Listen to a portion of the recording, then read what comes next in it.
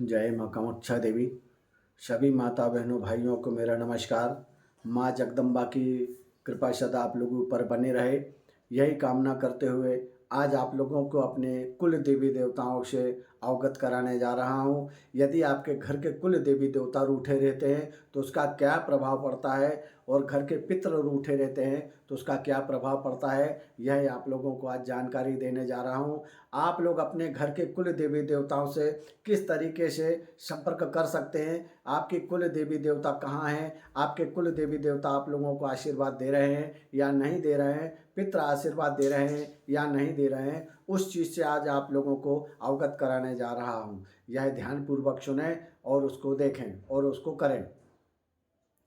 माँ की कृपा यदि आप लोगों के ऊपर नहीं रहती है या अपने पितरों की कृपा यदि अपने घर पे नहीं रहती है तो उसका दोष क्या रहता है, घर में दुष्ट प्रभाव क्या रहता है, यह सुनिए।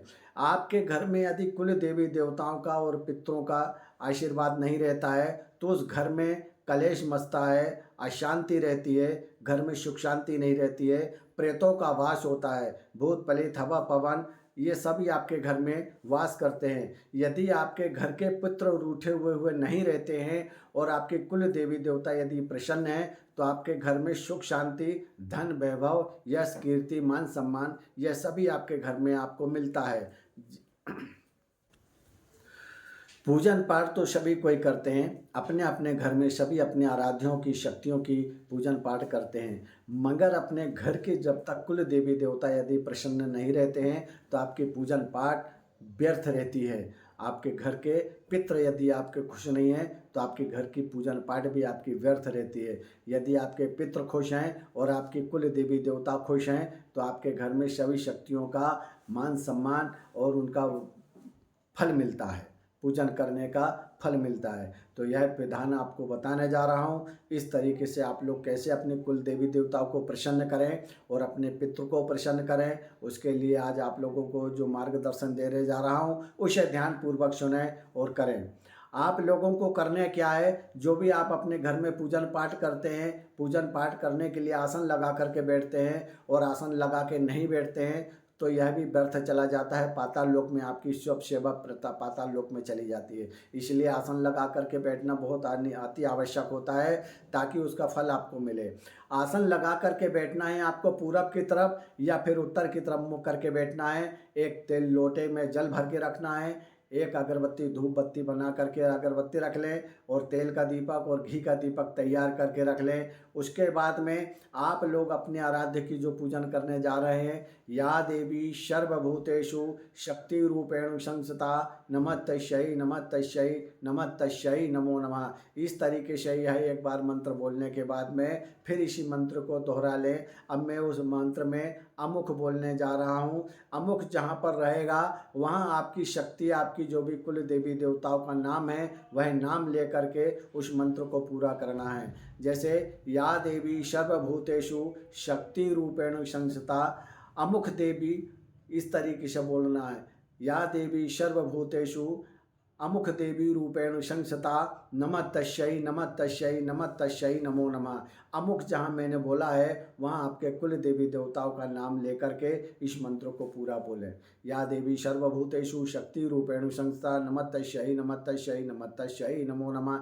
यानी मान लीजिए आपकी कुल देवी दुर्गा है तो या देवी सर्वभूतेषु दुर्गा देवी रूपेण संस्थिता नमः तस्यै नमः तस्यै नमः तस्यै नमो नमः। इस तरीके से यह मंत्र को आपको बोलना चाहिए। मंत्र बोलने के लिए आपको जो मुद्रिका बनाना है, मुद्रा कैसे बनेगी, मुद्रा को ध्यान रखें। आप लोग हर कोई घर में पूजन पाठ तो करते हैं मगर पूजन पाठ करने के लिए हर कोई मंत्र जपने के लिए इस तरीके से मुद्रा बना लेता है और घुटने पर हाथ रख लेता है, एक हाथ में माला ले लेता है और माला जपते हैं। और कई लोग यही क्रिया वापस करते हैं कि दोनों हाथ मुद्रिका के घुटनों पर रख करके और मंत्र जपते हैं।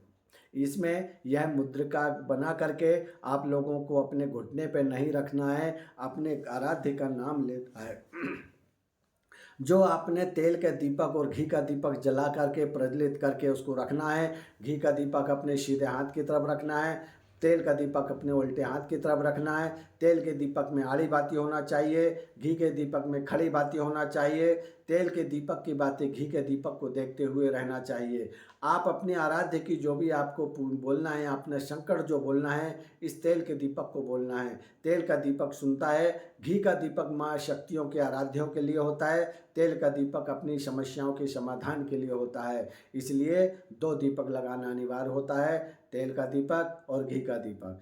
अब इसके बाद में आप जो दीपक प्रज्वलित कर लिया है, सर्व बाधा विनर्मुक्तो धन धान्य समृद्धिता मनुष्यो फल प्रसादेनु भविष्यति न संशय।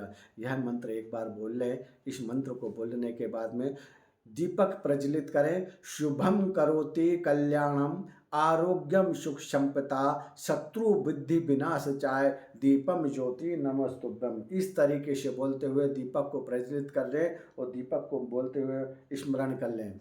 फिर बाद में धूप दीपम च समर्पयामि, धूप दीपम बाती को अपने हाथ में ले लें, धूप बत्ती को और तेल घी के दीपक को, धूप दीपम च समर्पयामि, धूप दीपम च समर्पयामि, धूप दीपम च समर्पयामि। यह प्रतिक्रिया 3 बार बोलना है। 3 बार बोलने के बाद में उस दीपक को वापस उसी स्थान पर रखते हैं शक्ति के सामने।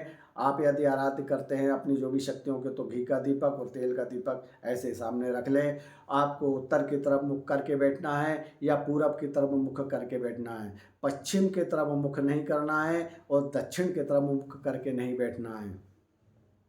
इस तरीके से आप लोग जब बैठें तो यह मुद्रिका लेकर के हाथ को अपने घुटने के ऊपर नहीं रखना है। यह मुद्रिका फिर बताने जा रहा हूँ। मुद्रिका जो बनाना है आपको इस तरीके से और ऐसे करके, और फिर ऐसे जो देख रहे हैं आप, ये 2 उंगली आपके बाहर रहेंगी और ऐसे करके बैठना है, घुटने के ऊपर लेकर के नहीं बैठना है।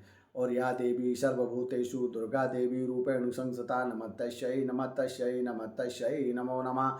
यानी मैंने दुर्गा जी का नाम लिया है, जो आपकी कुल देवी देवता हैं, जो भी कुल की देवी है उसका नाम ले। मान लें आपकी देवी कालिका है, या देवी सर्वभूतेषु कालिका देवी रूपेण संस्थिता नमस्तस्यै नमस्तस्यै नमस्तस्यै नमो नमः। इस तरीके से 5 से 7 मिनट आपको बोल 5 से 7 मिनट में यह क्रिया आपकी हो जाती है। जब आप आसन से उठने लगें तो ये थोड़ा सा पानी आसन को पलटी करके डालें और अपने 3 बार ऐसे नेत्रों पे लगा लें। 3 बार नेत्र पे लगाने के बाद में फिर आसन को छोड़ें, नहीं तो यह भी आपका व्यर्थ चला जाएगा।